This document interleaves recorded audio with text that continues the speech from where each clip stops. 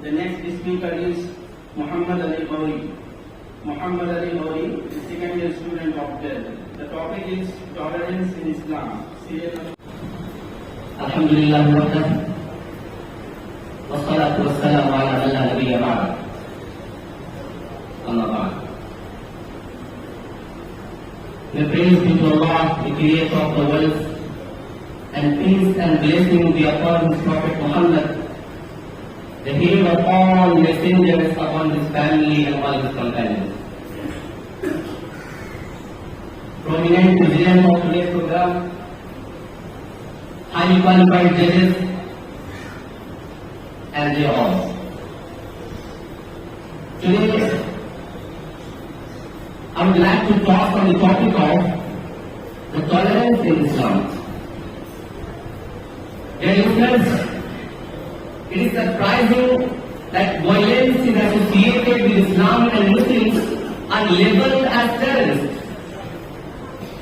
In fact, it is Islam which first proclaimed the slogan of universal brotherhood, equality, justice and tolerance at a time when the humanity was fast asleep in the gruesome darkness of ignorance and injustice. Dear audience, the first and foremost principle of Islam is that all human beings are descended from one father and mother. Thus they are equal on the basis of humanity. The Quran says in Surah Al-Hujurat, verse number 13, Ya ayyuhan nas, inna khalaqnakum min dhakarin wa untha, wa ja'alnakum shu'uban wa qaba'ila lita'arafu, inna akramakum 'inda Allahi atqakum, inna Allaha 'alimun khabir. O mankind, we have created you from a male and a female, and made you into races and tribes, so that you may identify one another. Surely the noblest of you in the sight of Allah is the one who is most pious of you. Surely Allah is all knowing, all aware. The Prophet ﷺ said, O people, behold, your Lord is one. There is no superiority for an Arab over a non-Arab, neither for a non-Arab over an Arab, not for a black or a white, not for a white or a black, but due to piety and righteousness. Muslim Ahmad Hadith number 2239. Considering all people equal is the foundation stone of tolerance and coexistence. The second thing after equality is justice. Islam asks Muslims to hold on justice and fairness with people in every condition, even if with their enemies and opponents.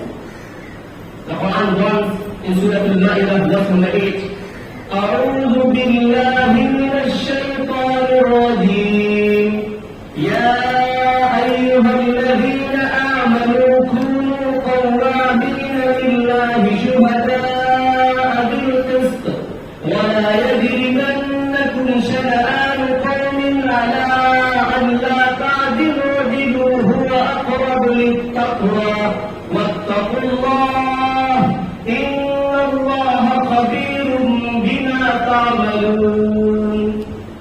Oh, you who believe, be steadfast for obeying the commands of Allah and witnesses for justice. And the people should not prompt you to avoid doing justice. Do justice, that is nearer to taqwa. Piety. The audience, Islam regarded freedom of expression, a birthright of human beings, and termed force and oppression as unfair and forbidden. Islam utterly abhors conversion by force and all those who accept Islam due to any force, fear or greed as munafiq. Islam commanded Muslims to observe tolerance and good conduct with people. The Quran taught Muslims to behave the non-Muslims with good tolerance and politeness. The Quran says in Surah Fussilat, verse number 64, أعوذ بالله من الشيطان الرجيم ولا تستوي الحسنة ولا السيئة ادفع بالتي هي أحسن وإذا الذي بينك وبينه عداوة كأنه ولي حميم. Good and evil are not not equal. Repel evil with one's base and you will see that the one you have mutual enmity with him will turn as if you are a close friend. One of the most significant teachings of Islam is to fulfill every promise given made via Muslims and non-Muslims. Instead of taking revenge, forgiveness and reconciliation was encouraged by Islam. Dear listeners, Islam is for all humanity. And the Prophet ﷺ was sent down for the entire world. It is necessary to deliver the messages of truth to the whole world. But Allah subhanahu wa ta'ala asked. Allah subhanahu wa ta'ala asked Muslims to invite people with wisdom and politeness, not with force. Now, I am going to end my talk. Thank you all for listening to Wa Alhamdulillah.